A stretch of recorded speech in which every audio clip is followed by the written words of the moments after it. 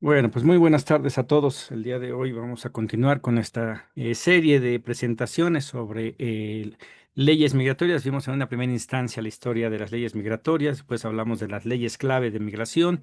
El día de ayer abordamos leyes específicas, varias leyes de migración y naturalización de Estados Unidos. Pensamos que iba a ser una sesión de dos tandas, mas sin embargo, bueno, se pudo llevar a cabo en una. Entonces, el día de hoy, para aprovechar la ocasión, vamos a hablar sobre la historia del muro fronterizo entre México y Estados Unidos, la cual se ha hablado mucho. Hablamos un poquito a través de las leyes de migración, de cómo se ha, a través de la ley, intentado detener a los migrantes y pues que es parte de un muro que se presenta de históricamente ilegal hacia los migrantes. Y el día de hoy vamos a hablar del muro físico, cómo ha sido esta evolución de esta división entre México y Estados Unidos a través de los años. Para dar inicio, bueno, pues nos tenemos que ir hasta 1801, donde no existía una frontera oficial. Inglaterra, Francia y España reclamaban el territorio del norte de América. Para 1921, James Monroe, que va su presidencia de 1817 a 1825, con la independencia de México, Arizona, California, Nevada, Nuevo México, Utah, Texas, parte de Colorado, Kansas, Wyoming y Oklahoma eran parte todavía de México. Y así nos vamos. Para 1848, James K. Polk, que su presidencia va de 1848 a 1849, con el término de la guerra entre México y Estados Unidos, la frontera toma forma, la forma que tiene actualmente tras la firma del Tratado Guadalupe Hidalgo, en donde la frontera pasa a ser de 3.143 kilómetros. Igual, sobre este Tratado Guadalupe Hidalgo, todas las violaciones que se cometieron una vez que México cede esta parte de el territorio, lo abordaremos en alguna sesión más a fondo. Aquí cabe señalar que parte de la disputa o de este tratado era que aquel mexicano que quisiese quedarse en el nuevo territorio de Estados Unidos, en automático debería de pasar a ser ciudadano norteamericano. Se les iban a respetar sus tierras, y aquellos que no iban a regresar, iban a irse a México para conservar su ciudadanía mexicana.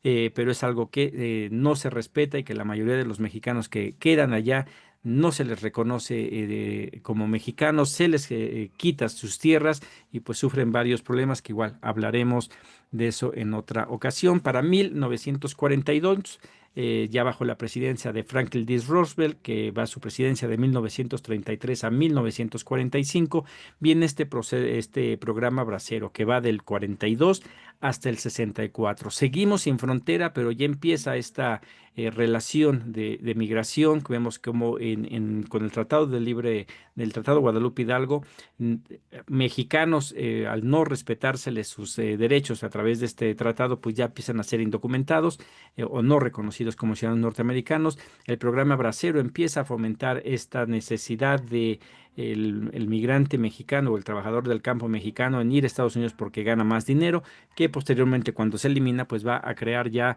estos flujos migratorios que siguen todavía al día de hoy. Y así nos vamos hasta 1973, donde ya es la presidencia de Richard Nixon, que va de 1969 al 74. Nixon crea la DEA y declara la guerra contra las drogas. Se militariza la frontera.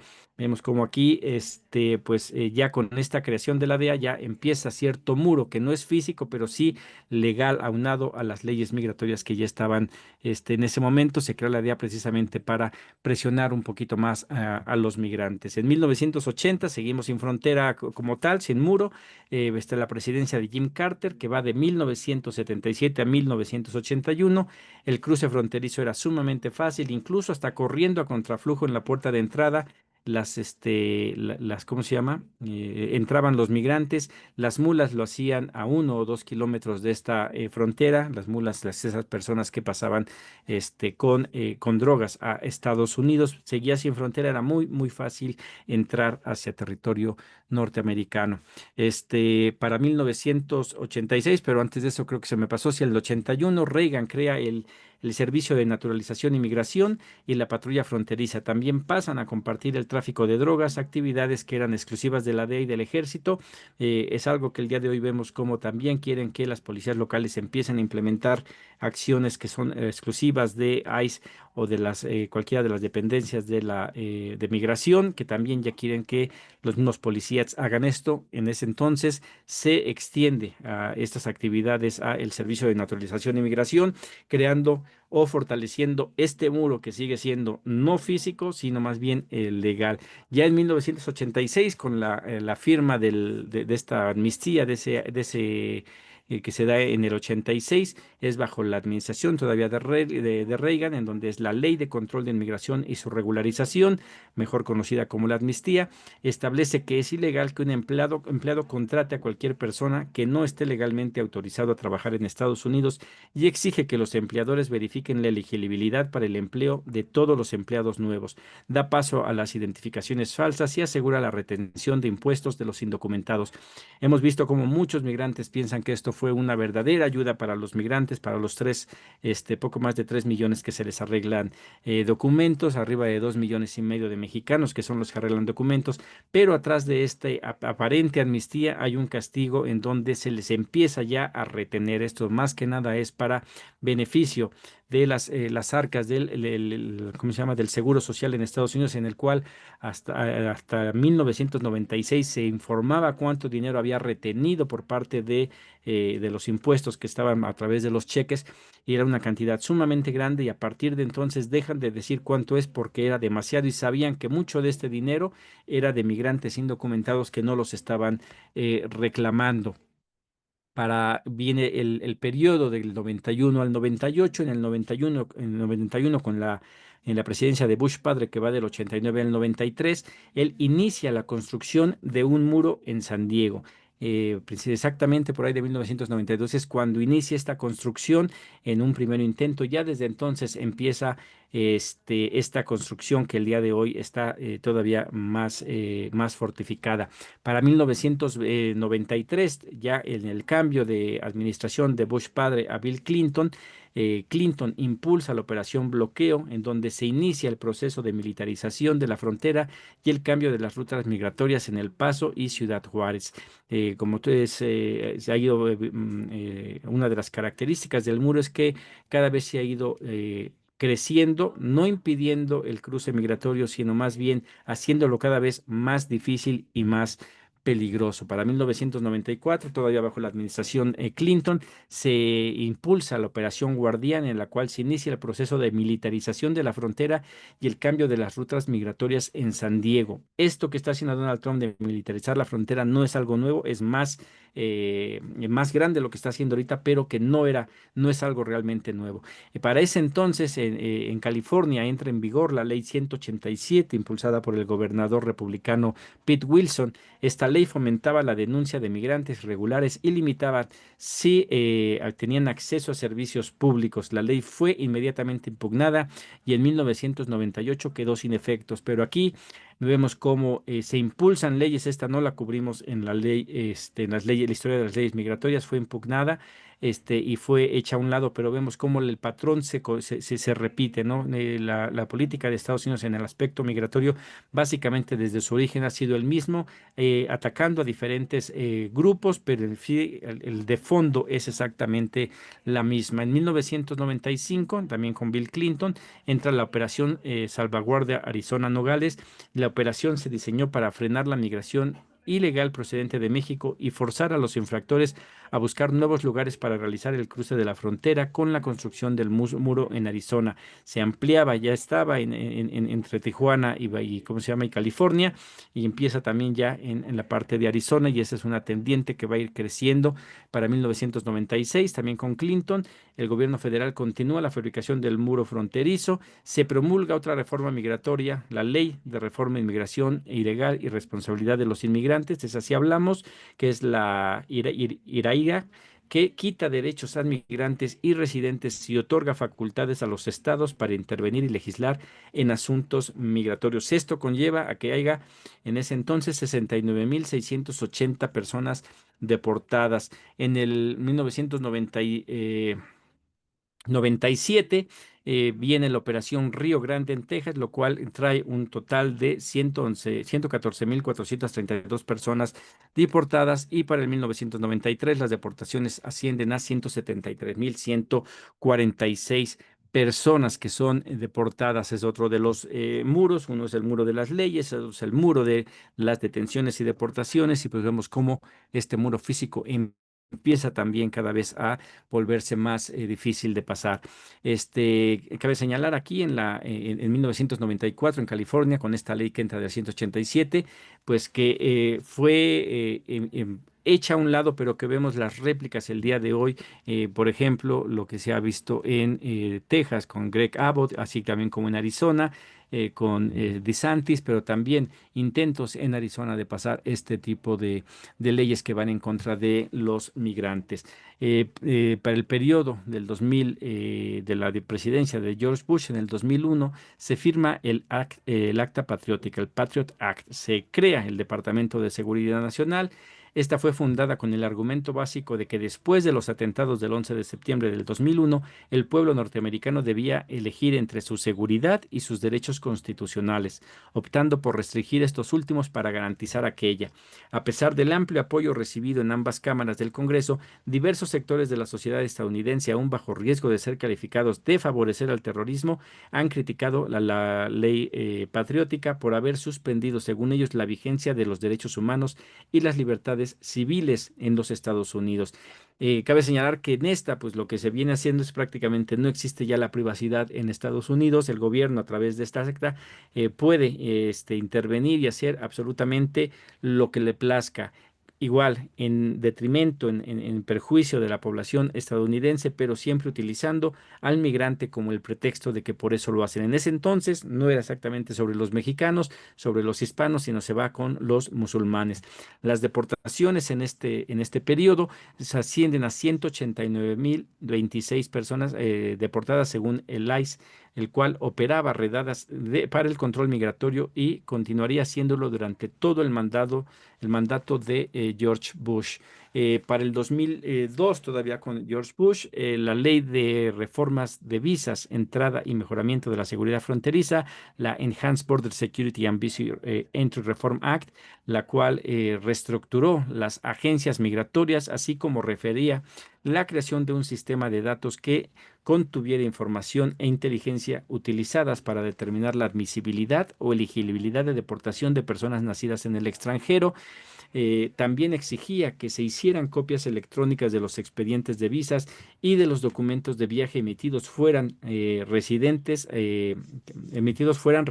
a la manipulación, legibles por máquinas y contuvieran identificaciones biométricas, algo que había ya intentado por mucho tiempo impulsarse desde Estados Unidos, pero la misma población norteamericana no quería entregar sus datos biométricos. Aquí prácticamente a través de la ley, la Patriot Act, pueden hacer todo eso. Aunque entra esta ley, no es para beneficiar a los migrantes, sino siempre son leyes todavía más represoras de los migrantes y buscando exactamente el ver cómo es que los pueden sacar, cómo es que se pueden mejorar las detenciones y las deportaciones. Para el 2003, Bush hijo desaparece el INS y lo reemplaza con las agencias de ICE, Control de Inmigración y Aduanas, y el CSIS, el Servicio de Ciudadanía e Inmigración, y el CBP, el Protección de Aduanas y Fronteras. El muro empieza a crecer y en el interior se incrementan las redadas en los centros de trabajo. Cabe señalar que aquí el muro físico, cómo evoluciona de 1992, en donde empieza con una barda que se empieza a construir entre Estados Unidos y entre Tijuana y California, poco a poco con los años empiezan a aparecerse en otras fronteras, empieza a alargarse y en esta temporada, en esta época prácticamente está brindada toda la frontera con un muro que sigue siendo, es un muro físico, pero que seguía siendo bastante fácil de poder cruzar.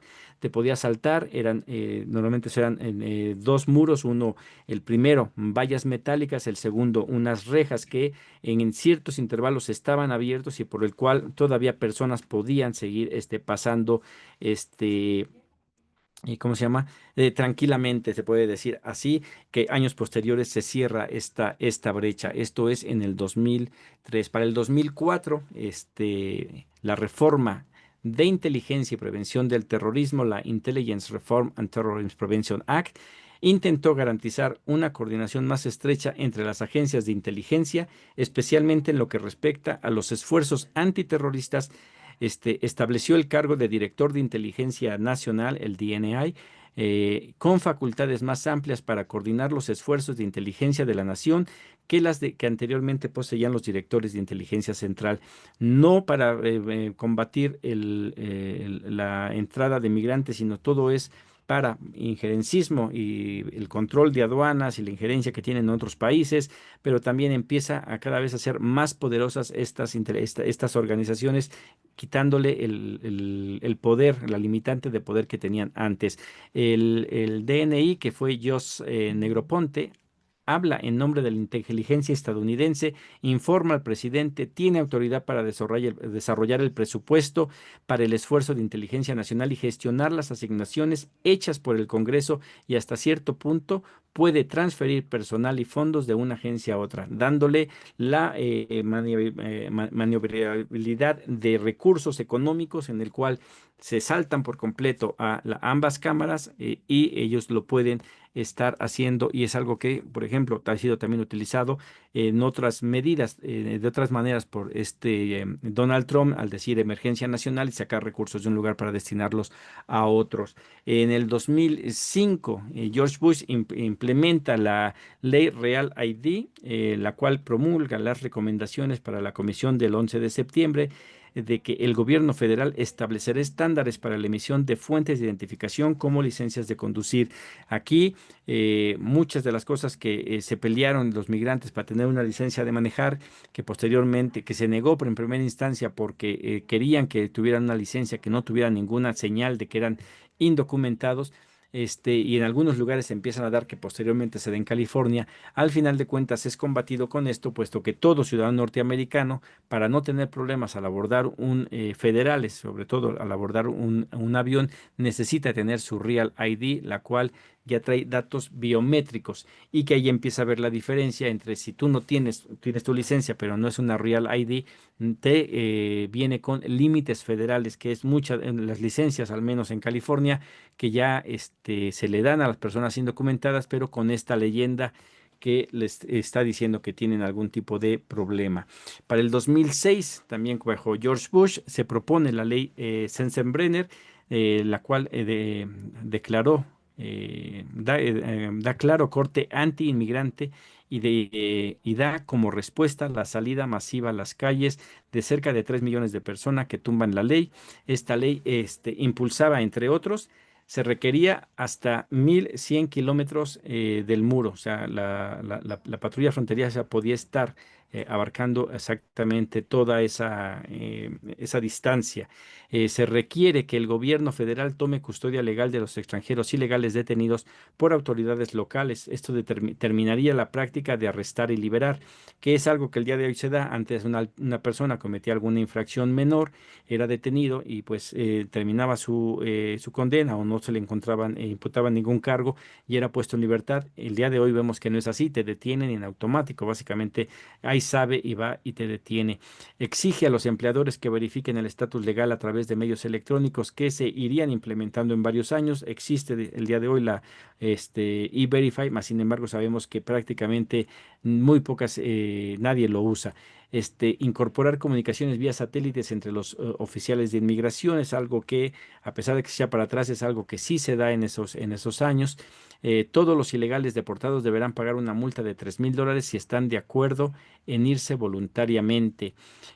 Todos los niños nacidos de inmigrantes ilegales en los Estados Unidos serán custodia del Estado, lo cual el día de hoy también vemos esa problemática, que son migrantes indocumentados que son detenidos, son deportados, y que no se pueden llevar a sus hijos porque sus hijos no los detuvieron, porque no son ciudadanos norteamericanos, y quedan en el desamparo aquí por varios vacíos legales que hay de cómo hacer reclamar a estas personas si son ciudadanos norteamericanos. También habla que por falsificación de documentos establece la sentencia mínima de 10 años, multa o ambas, con sentencias mayores en casos de apoyo al tráfico de drogas y terrorismo.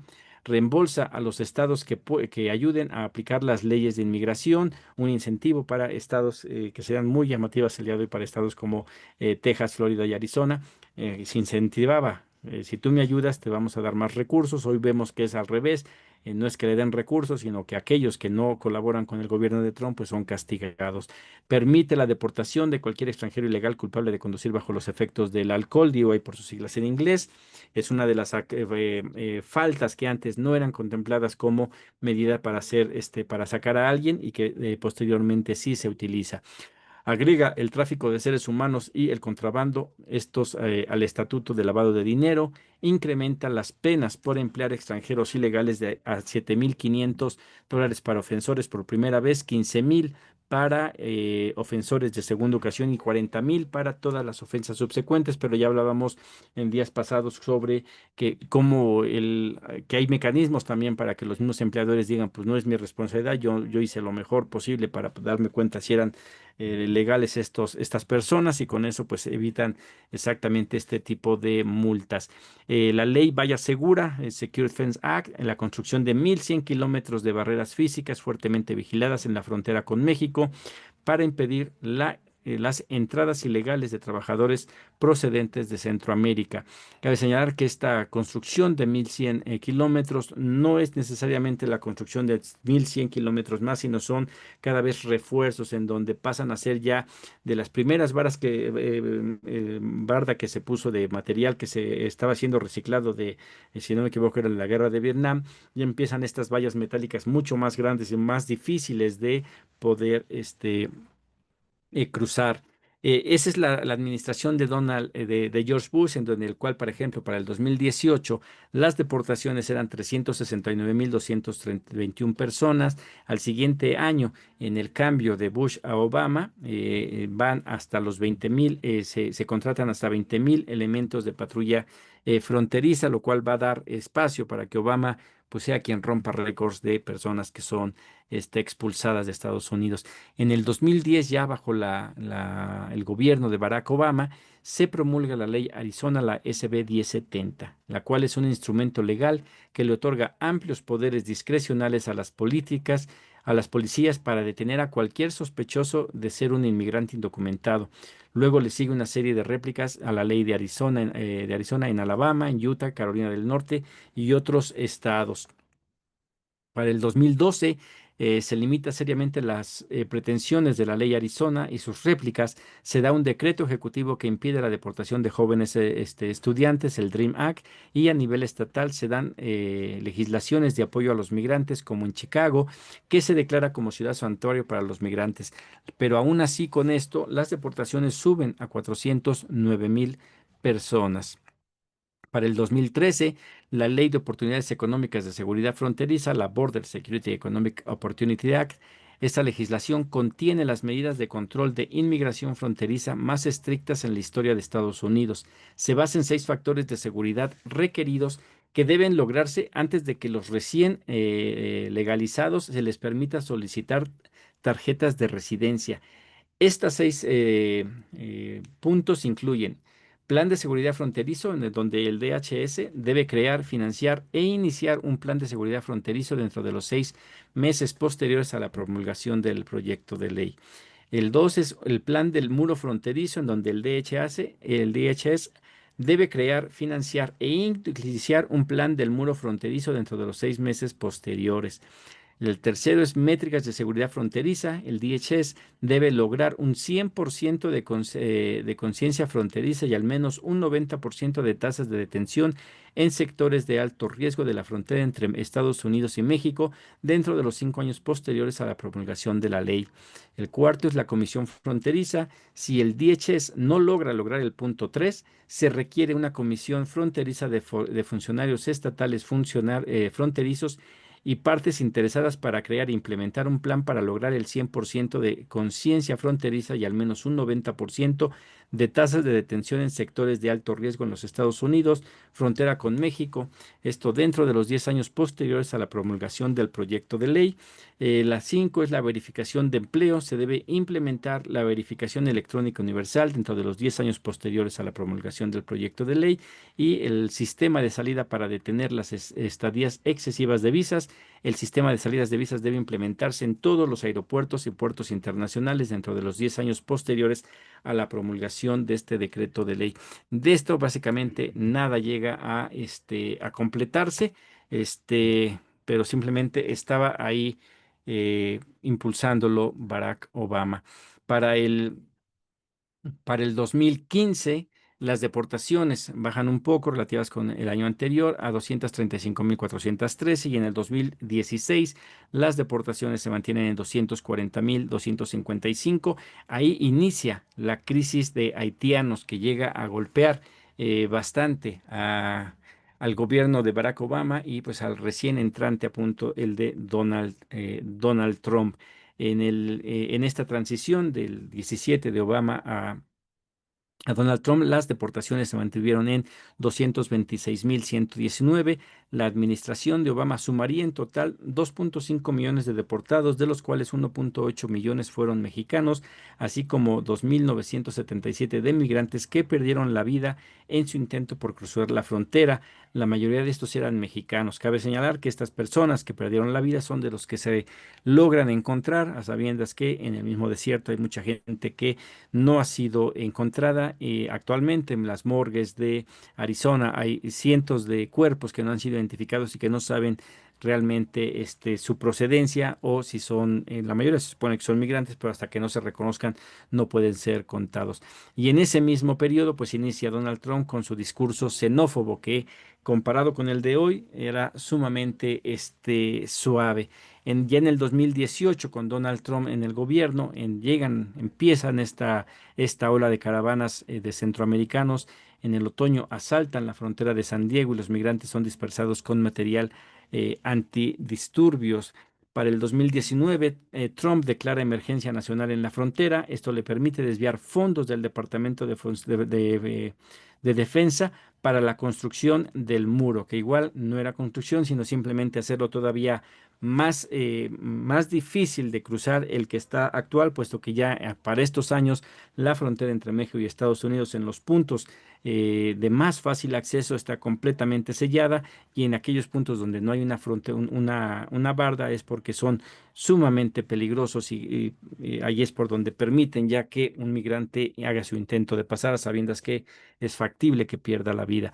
Las detenciones en ese periodo aumentan a 450.000 personas.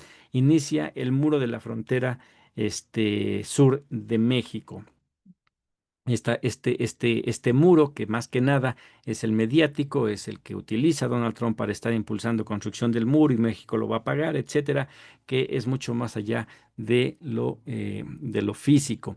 En este mismo 2019, pues tenemos con un muro que no es necesariamente en Estados Unidos, pero sí lo quise incluir aquí, que es inicia el muro de la Guardia Nacional en la frontera sur de México en un muro de un material que está, sino nuestra Guardia Nacional, el cual el 18 de junio del 2019, el gobierno de México inicia el despliegue de las Fuerzas Armadas en la frontera sur de Guatemala y Belice para evitar que entren migrantes en la forma en la que venían entrando.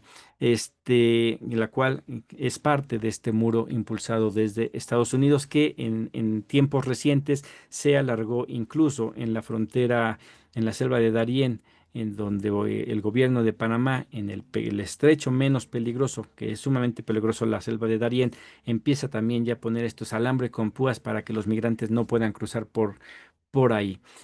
Bueno, en el 2023, ya bajo la administración de Joe Biden, entra la SB 1718 en Florida el 1 de julio del 2023, en donde viajar a Florida, dice, transportar a personas indocumentadas desde fuera de Florida hacia el estado es ahora un delito punible con 15 hasta con 15 años de prisión independientemente si son familiares, amigos o compañeros de trabajo.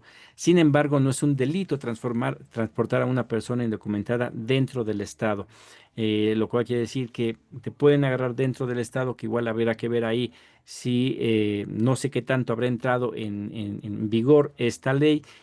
Si era, te hacen un checkpoint a la hora de estar entrando en el estado, aunque sea tu familiar, te detienen, pero adentro también nadie puede confiar en que fuesen a respetar la palabra del migrante o de la persona que lo está llevando. Las licencias de conducir también están afectadas por esta ley, la cual dice que las licencias de conducir de otros estados para personas indocumentadas ya no son válidas en Florida, y quienes conducen con ellas pueden ser multados y posiblemente detenidos. Si eres una persona indocumentada que viajará o manejaría en Florida con una licencia de otro estado, pues se recomendaba que pues hicieran otros planes y que no lo hicieran, puesto que podían ser detenidos. También entra la E-Verify. Las empresas con más de 25 empleados deben de utilizar la E-Verify, un sistema defectuoso que determina tu elegibilidad según tu estado migratorio. Esto perjudica a las empresas, a la economía del estado, y lo más importante es que perjudica la posibilidad de los migrantes de ganarse la vida de manera y de mantener a sus familias. Otra de las cosas que se dan es la identificaciones comunitarias. Los gobiernos locales ya no pueden proporcionar fondos para los programas de identificación comunitaria. Sin embargo, las identificaciones comunitarias siguen siendo formas válidas de identificación local y los programas siguen funcionando. Y la última es el acceso a la atención médica.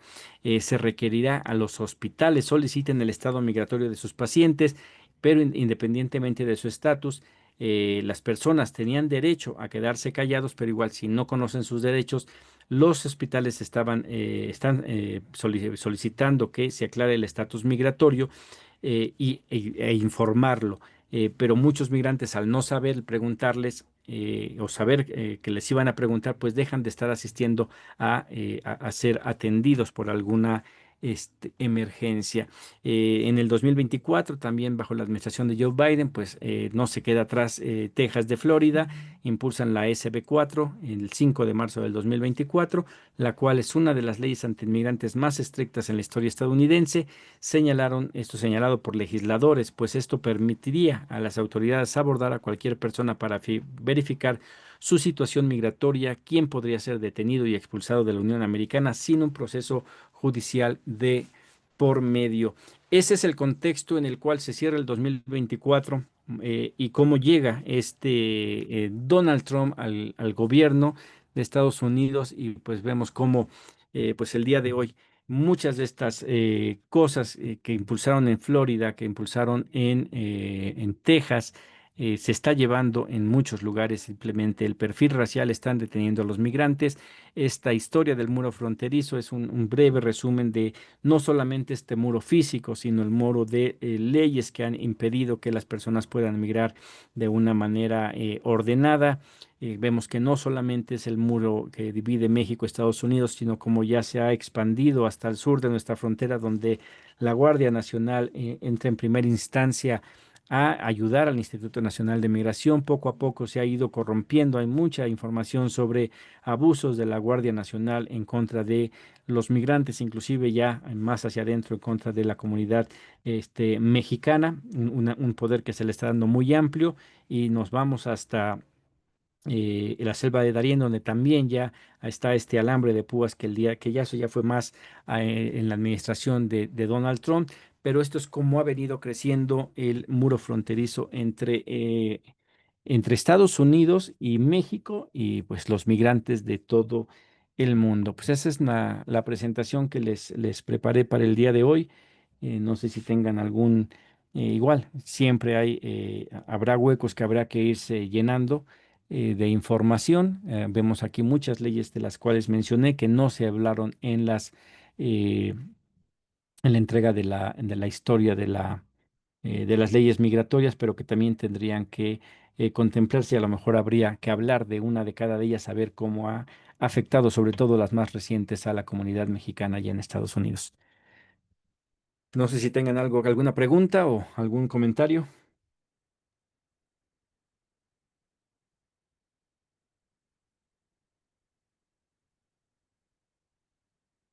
Adelante, Aaron.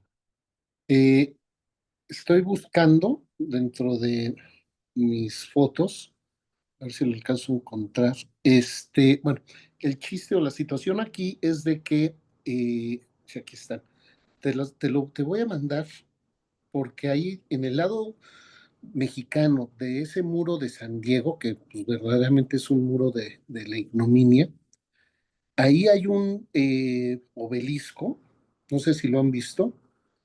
No le tomé foto a todo el cuerpo, pero te lo voy a mandar ahorita por Ujú, si lo puedes comentar con los compas, que marca, dice punto inicial del límite de México y Estados Unidos. Y es cuando se fija el tratado de, ¿cómo se llama? De Guadalupe Victoria. Guadalupe Hidalgo, perdón. Te lo mando. Creo que es muy, bueno, quería compartir con ustedes eso. No sé, se siente raro estar ahí, no sé si hayan estado alguna vez este, ahí. El ambiente es fuerte, por alguna razón es un ambiente una energía muy fuerte. Y la otra también es, creo que eso ya lo habíamos comentado, es el tema de eh, en ese dichoso muro del lado mexicano está pintado.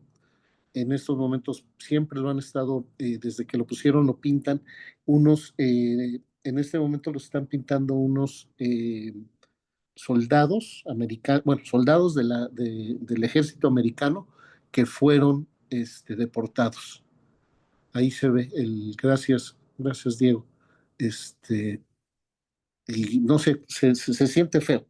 Pero en la otra parte, ese fenómeno de los soldados veteranos deportados eh, es muy triste porque el caso de ellos, independientemente de que el delito que hayan cometido, y va en relación a que están pintando el muro, por eso lo menciono, ellos no se sienten mexicanos, no se sienten mexicanos. Ellos tan americanos son que por eso fueron a pelear por su país, pero se les olvidó que eran residentes legales y se les olvidó hacerse ciudadanos, o nadie les dijo, ¿sí?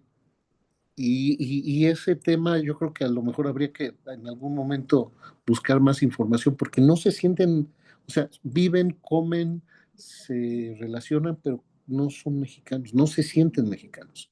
Y ese, pues nada más quería hacer ese comentario, gracias.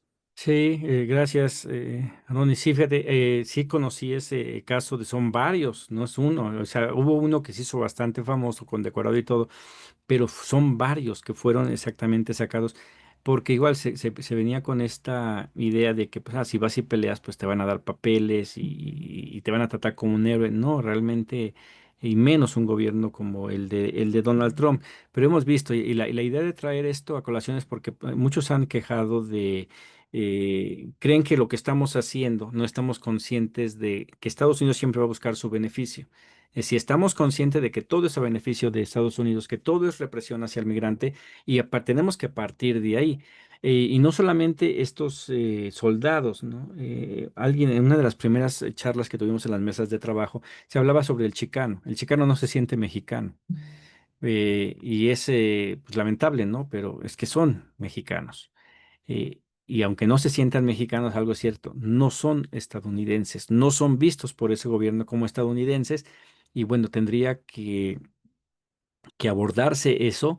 Cuando uno estudia la historia de la migración de Estados Unidos, en automático sale el movimiento chicano a través de este Tratado Guadalupe Hidalgo, esta violencia que hay contra la comunidad mexicana que queda en Estados Unidos y que de ahí viene los chicanos y toda esta lucha que después viene a desencadenarse. Inclusive tenemos que hablar de uno de los máximos estandartes, creo yo, de la defensa de los derechos de los migrantes, porque siempre se habla de César Chávez. Y César Chávez hay que ver porque defendió los derechos de la comunidad a la que él representaba, que no eran los indocumentados.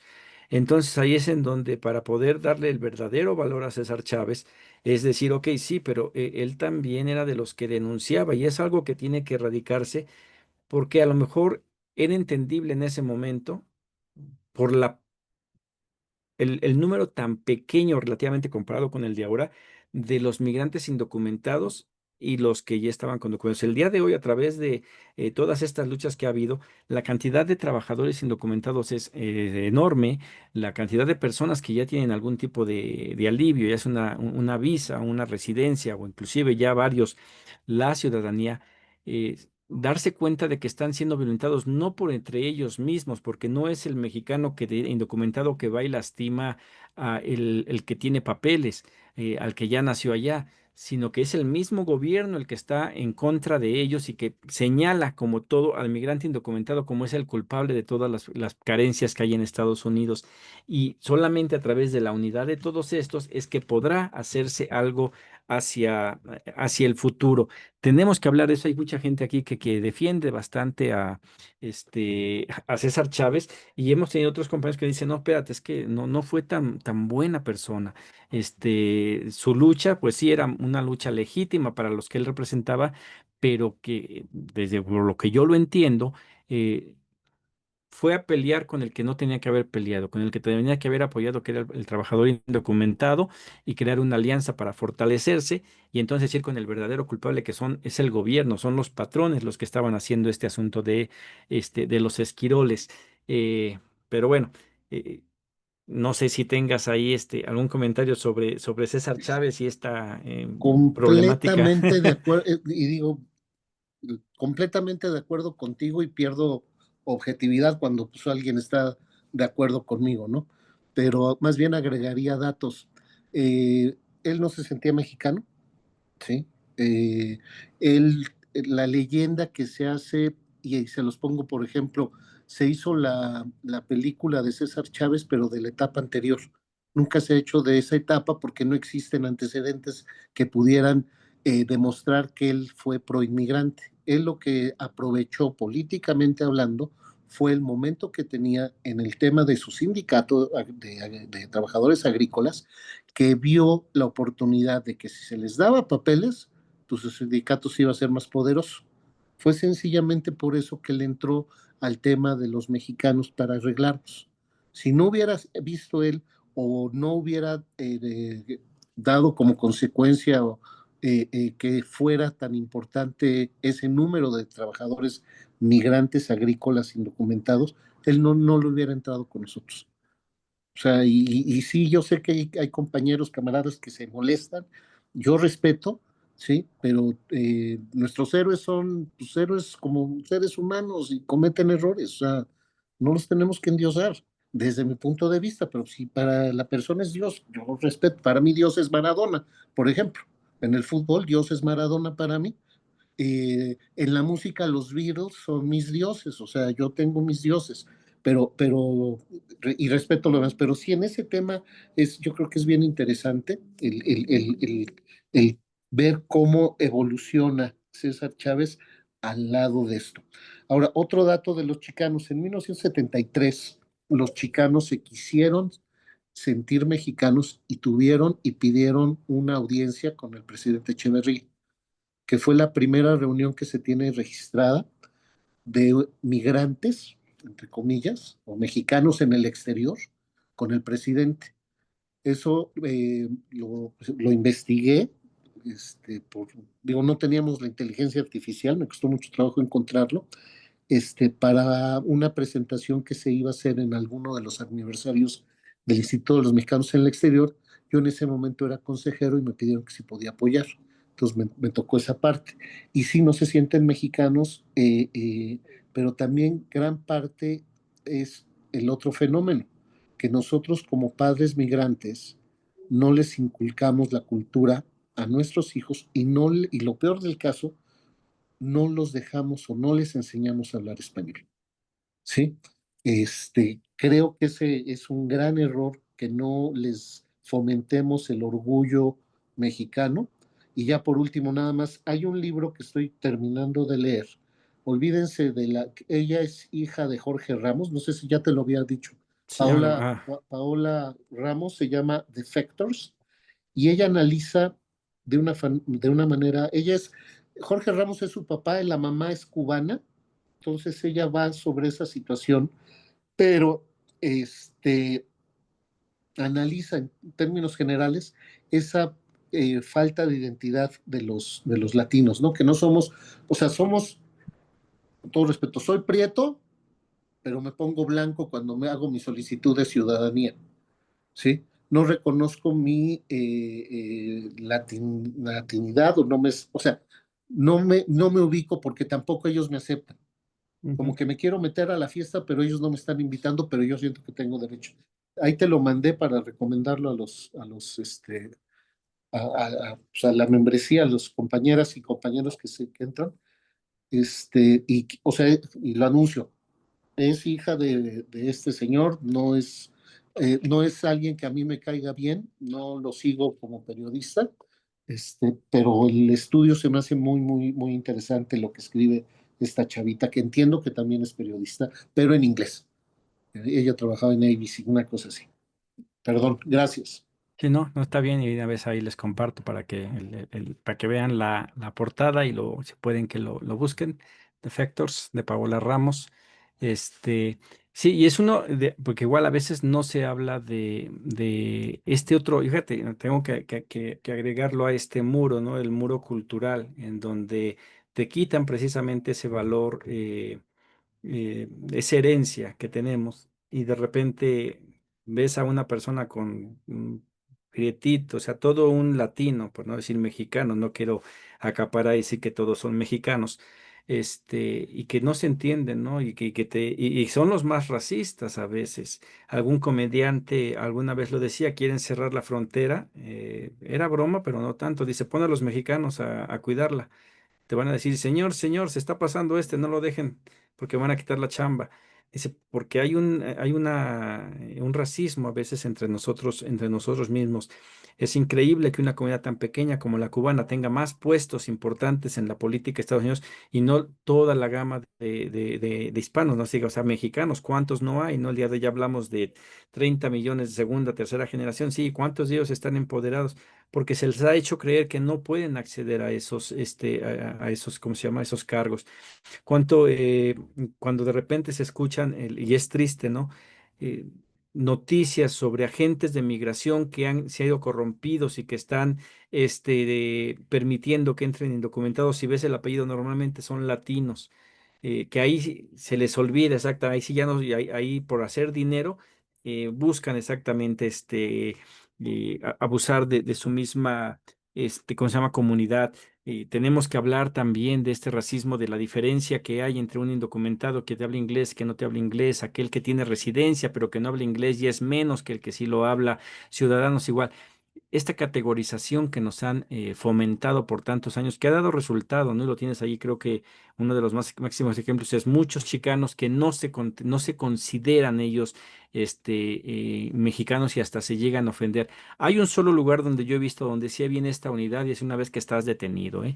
Yo cuando entré a la cárcel dije, ah, caray, ahí sí están bien separaditos, blancos, negros y sureños. Y sureños son todos, ahí sí nada de que ahí ningún chicano va a decir soy ni blanco ni negro, se va automáticamente con los sureños y hacen esas uniones. Solamente en esos momentos tan difíciles que es estar en un centro de detención, en una prisión, es donde creas ese vínculo ya porque te ves obligado, pero estás en libertad con ciertos lujos y no se da. Que ese también creo que es uno de los más difíciles muros de tumbar, que es el cultural.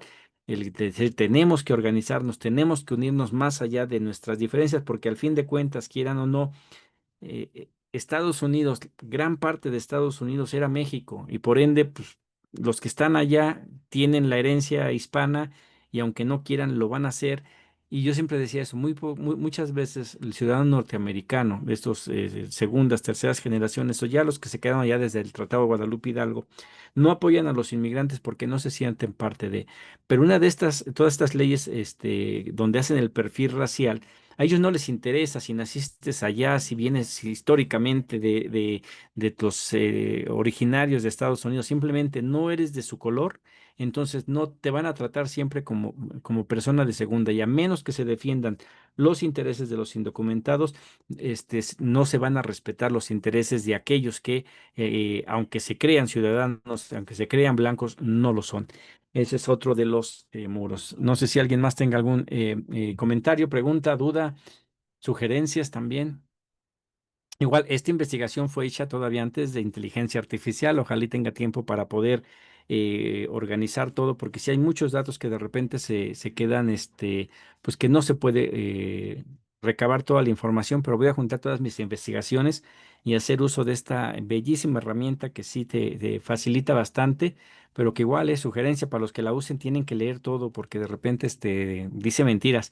Entonces, me ha tocado con dos, tres personas que comparten algo que han sacado directamente y pues nada que ver con la realidad. Pues de no ser así, pues ha sido una semana bastante interesante.